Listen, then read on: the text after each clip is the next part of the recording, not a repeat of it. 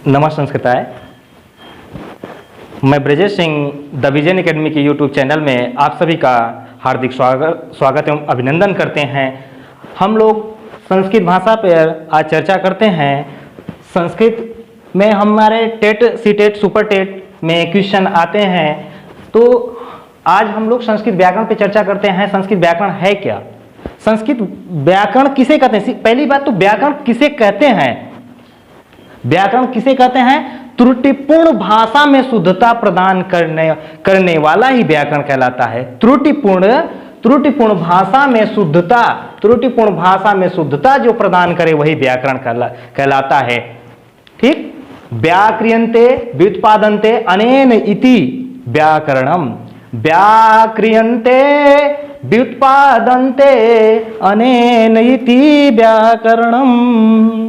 व्याक्रियन्ते व्युत्पादन्ते अनेन इति व्याकरणम। अर्थात जो त्रुटिपूर्ण भाषा को शुद्धता प्रदान करे उसी को हम कहते हैं क्या? व्याकरण कहते हैं। तो व्याकरण में सबसे प्रथम जो पहले आचार्य आते हैं महर्षि पाणिनि। कौन आते हैं भैया? महर्षि पाणिनि, जिनका जन्म कहाँ हुआ था?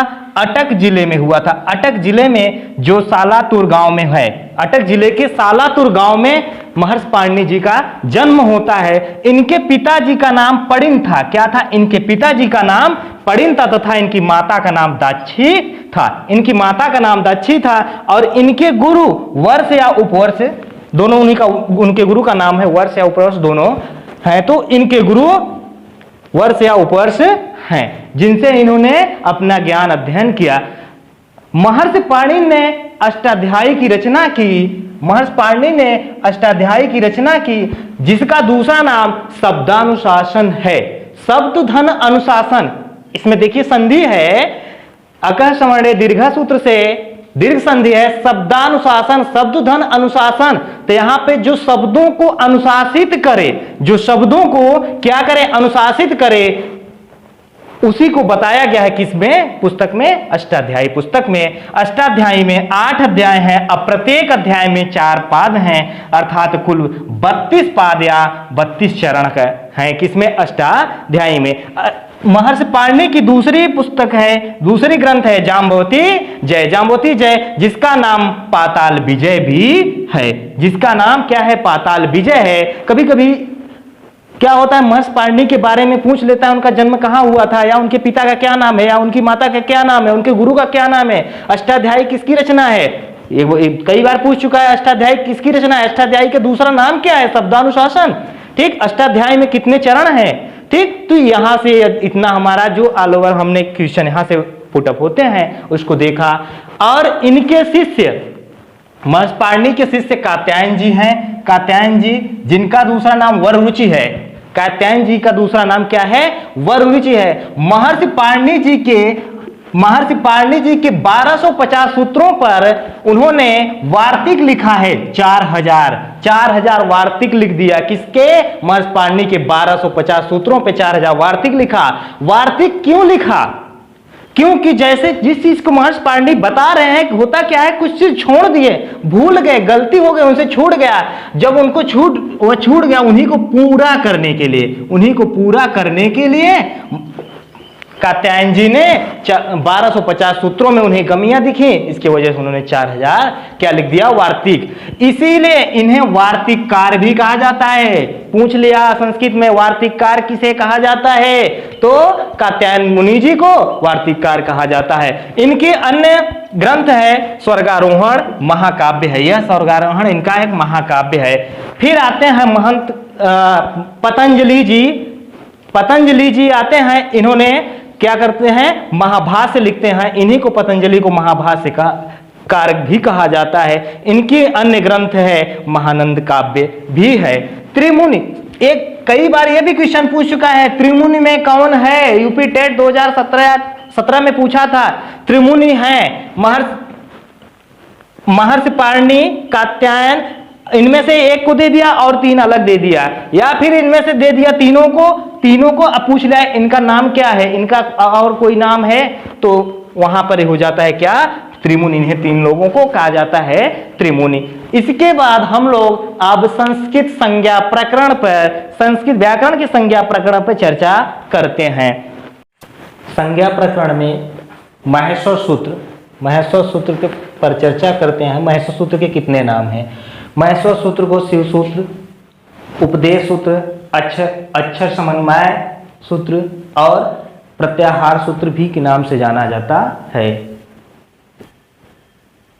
शिव सूत्र क्योंकि शिव जी के तांडव नृत्य में की वजह से निकला, उपदेश दिया गया था इसलिए उपदेश सूत्र। अक्षर समन्वय क्योंकि अक्षरों का यह समूह है इसलिए अक्षर समन्वय। और प्रत्याहार सूत्र क्योंकि इसी महेश्वर सूत्र से प्रत्याहार की उत्पत्ति होती है इसलिए इसे ऐसे नाम भी दिए गए हैं। ठीक, इसके बाद लिए महेश्वर सूत्र पर एक श्लोक है, नृत्यावसाने नटराज राजो, नृत्यावसाने नटराज राजो, ननाद ढक्काम नौ पंच बारम, उद्धर्तु कामः शनकादि सिद्धान, एतद् द्विवर्षे शिवसूत्र जालम, नृत्यावसाने नटराज राजो, ननाद ढक्काम नौ पंच बारम, उद्धर्तु कामः शनकादि सिद्धान, एतद् द्विवर्षे शिवसूत्र जालम। इस श्लोक से ये बताया जा रहा है नृत्य के अवसान में, यहाँ देखिए नृत्यावसाने, नृत्य के अवसान में नटराज राज श्री शिव जी ने ननाद किया, क्या? ढक्का माने डमरू को बजाया, कितनी बार? 9 पंच बार। उद्धर्तु काम सनकादि सिद्धांत, सनकादि सिद्धांत अर्थात ऋषि मुनि सज्जन लोगों के सिद्धि के लिए, उनके कार्य पूर्ति के लिए एतद् द्विवर्षे शिवसूत्र जालम, जिसे शिवसूत्र जाल कहा गया है। अर्थात नृत्य के बाद नटराज राज श्री शिव जी ने क्या किया? डमरू बजाया। कितनी बार बजाया? 9 और 5 अर्थात 14 बार। क्यों बजाया? क्योंकि जो सज्जन लोग हैं, साधु लोग हैं, मुनि लोग हैं, उनकी कार्य सिद्धि के लिए उन्होंने ऐसा किया गया। इस सूत्र के माध्यम से ये बताया जाता है। तो अब आगे देखते हैं कि वो है कौन से जो शिव जी के डमरू से ये उत्पत्ति हुई, जिसकी उत्पत्ति हुई वो है कौन? तो देखिए पहले अयुड़ रिल रिक ए ओंग ऐ औच हय वरट लड़ यमंगड़नम झभय घड़धस जब गणदस खप छठथ चटतव कपय ससर हल। फिर से देखिए अयुड़ रिलिक एओंग अयोच हैवरट लड़ यमंगड़नम, फिर झभैया घड़धस जब गणदस खप छठथ चटतव कपय ससर हल। ये आपके कितने सूत्र हैं? 14। ये आपके पेपर में पूछ लेता है कि महेश्वर सूत्रों की संख्या कितनी है? 14 है। अब देखिए सभी सूत्रों के अंतिम में हलंत लगा है। हलंत लगा है कि नहीं लगा है? सभी हलंत्यम जो वर्ण है, तो ये हलंत्यम जो वर्ण है इनकी संख्या पूछता है। हलंत्यम वर्ण जो है इनकी संख्या पूछता है। तो कितनी है भैया? 14। फिर पूछता है इत संज्ञक वर्ण कितने हैं? इत संज्ञक कितने हैं? 14 हैं। और इत संज्ञक वर्ण एक सूत्र होता है तस्य लोपः। क्या होता है? तस्य लोपः। तस्य लोपः सूत्र से इन इत संज्ञक वर्णों का क्या हो जाता है? लोप हो जाता है। तब हम गिनते हैं तो यहाँ पे 3 वर्ण, यहाँ 2, यहाँ 2, तब हमें ये सभी छोड़ दिया जाता है। हलंत वर्ण को छोड़ देते हैं हम, जब प्रत्याहार बनाते हैं छोड़ देते हैं। क्यों छोड़ देते हैं? क्योंकि यह इत संज्ञक वर्ण होते हैं, और जो इत संज्ञक वर्ण होते हैं तस्य लोप सूत्र से उसका हो जाता है क्या? लोप। ठीक, तो एक बार फिर से देखते हैं अयुड़ रिलिक एओंग अयोच हैवरट लड़ यमंगड़नम झभय गणदस जब गणदस खप छठत चरता कपय सर हल। ये हैं हमारे 14 सूत्र, महेश्वर सूत्र। अब बात आई कि सबको, कुछ लोगों को ऐसे हैं जिनको ये याद नहीं होता है, तो थोड़ी सी कहानी के माध्यम से, शादी की एक कहानी है बारात वाली, उसी की कहानी के माध्यम से देखते हैं, थोड़ा सा रिवीजन करते हैं इसको। तो देखिए 5 नंबर सूत्र से देखते हैं। कहां से? 5 नंबर सूत्र से। ठीक, यहां तक सभी सूत्र क्या होते हैं? स्वर वर्ण होते हैं। यहां तक सभी स्वर होते हैं, यहां से व्यंजन प्रारंभ होते हैं। तो यहां से देखते हैं, अगर देखिए होता क्या है कि बारात देखे हैं सब लोगों ने, बारात में एक घरात पक्ष होती है, वर पक्ष है, कन्या पक्ष होती है। तो होता क्या है कि गांव में देखा होगा बारात, तो वहां पे बड़ा सिस्टम से, हर काम सिस्टम से होता है। सिटी में तो देखो तो फिर कैसे होता है कुछ समझ नहीं आता है, लेकिन गांव में देखो बड़ा सिस्टम से होता है। बारात आई, फिर उनका जलपान कराना, फिर जो आगे प्रक्रिया है वो करते हैं। तो होता क्या है, ये भाई साहब थे, उनकी शादी थी, तो शादी में सब लोग बाराती आ गए, लेकिन दूल्हा जो होता है वह लेट आता है, काफी लेट आता है। तो जो बारात मालिक होता है वह जाके किससे बोलता है, घरात मालिक से बोलता है, अर्थात कन्या पक्ष, अपनी लैंग्वेज में घरात जो बोल रहे हैं, कन्या पक्ष और वर पक्ष। वर पक्ष वो जो का मालिक बोलता है किससे, कन्या पक्ष के मालिक से बोलता है कि अभी दूल्हा आया है, थोड़ा जलपान करा दीजिए। तो होता क्या है कि जलपान कराने एक भाई साहब थे, थोड़े से चुलबुल टाइप के थे, चुलबुल टाइप के थे भाई साहब। वो क्या करते हैं, दरअसल होता क्या है कि शादी में दूल्हे को देखने के लिए थोड़ा सा लोग उतावले रहते हैं, तो वो भी उतावले हुए, वो भाई साहब गए जल्दी जल्दी, तो मीठा और जो है वो रखा है जलपान वाला सामग्री उठाया और पहुंच गए। तो लेके जब पहुंच जाते हैं तो नॉर्मल फाइबर की गिलास में, फाइबर के मग में पानी लेके पहुंचते हैं। दूल्हे को लगता है बुरा, तो पानी नहीं पीता है, तो लड़का कहता है क्यों नहीं पी रहे हैं, मजाक में कुछ बोल देता है उनको, तो उन्हें लग जाता है बुरा। अब फिर उसी बात पे हो जाती है लड़ाई, और लड़ाई होती है तो सब लोग समझते हैं कैसे होती है, ठीक। तो वही लड़ाई होती है, तो फिर ले एक दोनों तरफ से खूब हुई। इसके बाद एक भाई साहब बैठे थे, एक भाई साहब बैठे थे, तो देखते हैं तो उनके मुंह से निकलता है क्या, हाय रे वर, हाय रे, देखिए हाय रे वर लड़ गया। 5 नंबर कभी नहीं भूलेगा, हाय रे वर लड़ गया।